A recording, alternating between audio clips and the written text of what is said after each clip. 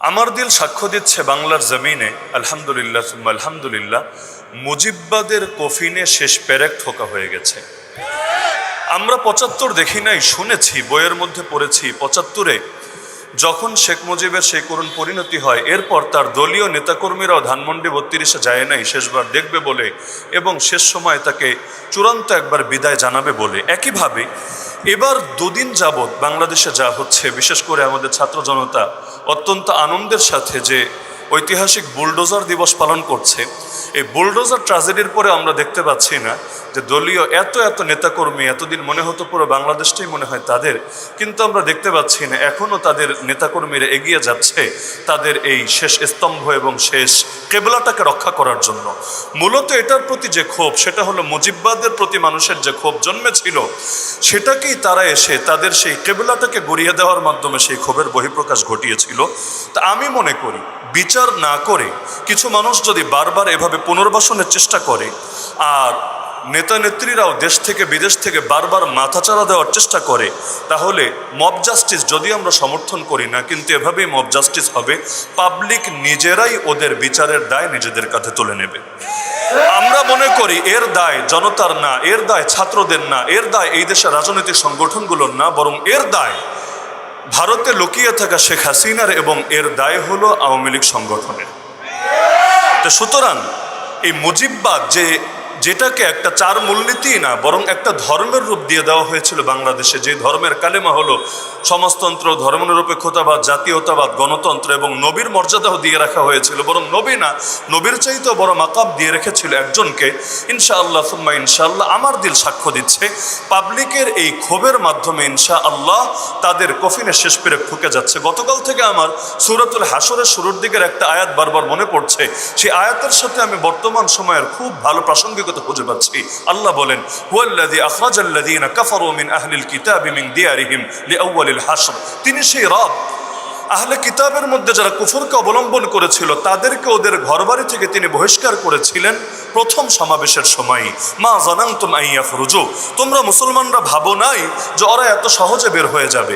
এমনকি তাদের অবস্থাও ছিল এমন, ওয়াজান্নু আন্নাহুম মানিআতুহুম হুসুনুহুম মিনাল্লাহ, তারা ভেবেছিল তাদের এই সুরক্ষিত দুর্গ তাদেরকে আল্লাহর আযাব থেকে হেফাজতে রাখবে, নিরাপদে রাখবে। কিন্তু অবস্থা এমন হয়েছিল, ফাআতাহুমুল্লাহ মিন হাইসু লাম ইয়াহতাসিবু, আল্লাহ এমনভাবে ওদের কাছে এসেছিলেন, এমনভাবে পাকড়াও করেছিলেন যেটা তারা কল্পনাই করতে পারে নাই। ওয়াকাযাফা ফি কুলুবিহিমুর রুব, আল্লাহ ওদের অন্তরের মধ্যে ভয় ঢেলে দিয়েছেন, ভীতি ঢেলে দিয়েছেন, ত্রাস ঢেলে দিয়েছেন। অবস্থা এমন হয়েছে, ইউখরিবুনা বুয়ুতাহুম বিআইদিহিম ওয়া আইদিল মুমিনিন, এবার আল্লাহ ওদের বাড়িগুলোকে ধ্বংস করছিলেন, কিছু ওদের হাতে, কিছু মুমিনদের হাতে। ওদের হাতে কেন? এই ভয়ে যে আমি যদি নিজেই শেষ না করে যাই জনগণ লুটে পুটে খাবে। আর মুমিনদের হাতে কেন? মুমিনদের ভেতরে ক্ষোভ পুঞ্জীভূত হয়ে থাকার কারণে। আল্লাহ তাআলা বলেন, ফাতাবিরু ইয়া উলিল আবসার, হে চক্ষুষ্মানরা, সুতরাং তোমরা এই পরিণতি থেকে শিক্ষা গ্রহণ করো। আমরাও আমাদের ওই ভাইদের থেকে প্রত্যাশা করব আপনারাও শিক্ষা গ্রহণ করেন। সময় আছে এখন, আগামী দিনগুলোকে পরিবর্তন করার চেষ্টা করেন, এখনো সময় আছে।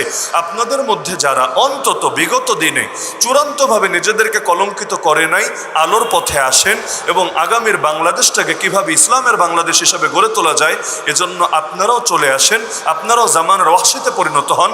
আমরা আপনাদেরকে আহলান সাহলান ওয়েলকাম জানানোর জন্য রেডি আছি। দ্বিতীয় বিষয় হলো, ফেরাউনি শাসনের 3টা মৌলিক স্তম্ভ আছে। কোরআনকে সামনে রাখলে দলিল দিতে চাইলে আলোচনা লম্বা হবে, দলিলের প্রয়োজন নেই। মূল 3টা স্তম্ভ আছে। একটা স্তম্ভের নাম হলো কোরআনের ভাষায় আল মালা, যেটাকে আমরা বর্তমান রাষ্ট্রের আলোকে বলতে পারি মন্ত্রী পরিষদ এবং আমলাতন্ত্র।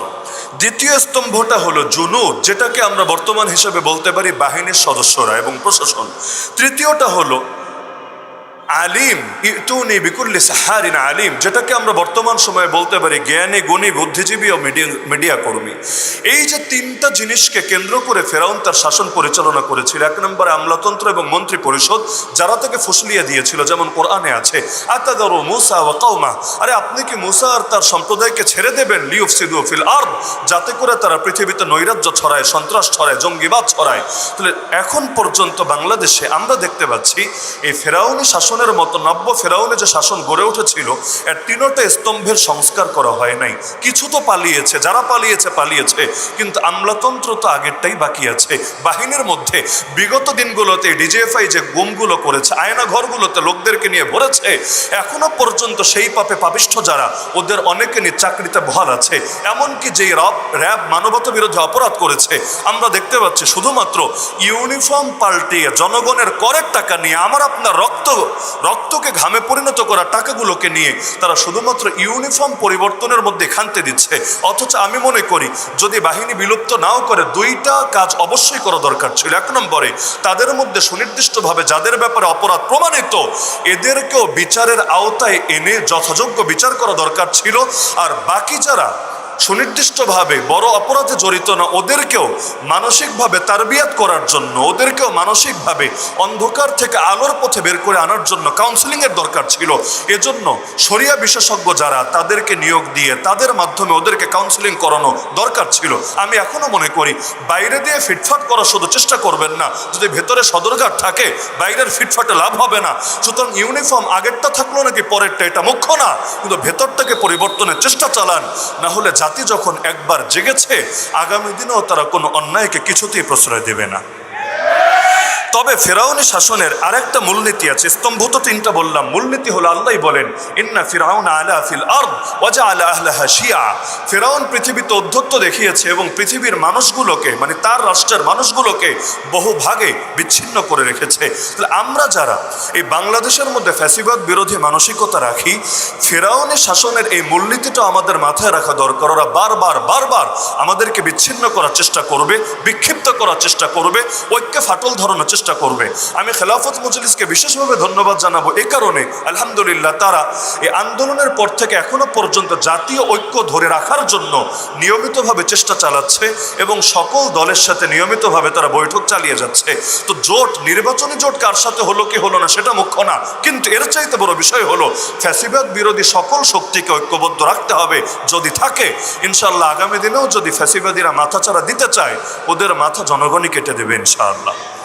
সর্বশেষ বিষয় হলো রাজনীতি মানে হলো রাজ্য পরিচালনার নীতি। এখন রাজনীতির হালত হয়ে গেছে এমন, এখানে যেন শেষ কথা বলতে কোনো কথা নাই, আদর্শটাও মুখ্য বিষয় না। এই বস্তুবাদী রাজনীতি এসে, সেকুলার রাজনীতি এসে মানুষের কাছে আদর্শটাকে সস্তা বানিয়েছে আর ক্ষমতায় যাওয়াটাকে মুখ্য বানিয়েছে। আল্লাহ রসুলের জীবনী যাদের সামনে আছে, আমি শুধু একটা প্রশ্ন রাখবো, আল্লাহ রসুলের কাছে কি মক্কায় ক্ষমতা আসে নাই? মক্কায় তার দুয়ারে, তার কদমের সামনে ক্ষমতা এসে লুটিয়ে পড়েছিল, চাইলেই গ্রহণ করতে পারতেন, কিন্তু গ্রহণ করেন নাই। মদিনায় যাওয়ার পর তো ঠিকই গ্রহণ করলেন, মক্কায় বাধা ছিল কোথায়? আমি আমার ক্ষুদ্র জ্ঞানে এটাই বুঝি, মক্কায় ক্ষমতা নিতে চাইলে আদর্শ বিকিয়ে দিতে হতো, নিজের আদর্শকে বাদ দিয়ে ক্ষমতায় যেতে হতো। অপরদিকে মদিনায় যখন গিয়েছেন, আদর্শের সঙ্গে গিয়েছেন এবং আদর্শকে বিজয়ী করেছেন। সুতরাং আজকের বাংলাদেশে আগামী দিনে যারা ক্ষমতায় যাওয়ার স্বপ্ন দেখছেন, আল্লাহর ওয়াস্তে নিজের আদর্শকে বিক্রি করে দিয়ে বিগত ফ্যাসিবাদীদের মতো ইন্ডিয়ার রয়ের পা চেটে নিজেদের ক্ষমতায় যাওয়ার স্বপ্ন দেখবেন না। আপনাদের সেই স্বপ্ন পাবলিক দুঃস্বপ্নে পরিণত করে ছাড়বে। মানুষ এখন সচেতন, জাতি যখন একবার রক্ত দেওয়া শিখেই গেছে, সুতরাং এই জাতিকে থামিয়ে রাখার সাধ্য আর কারো নাই।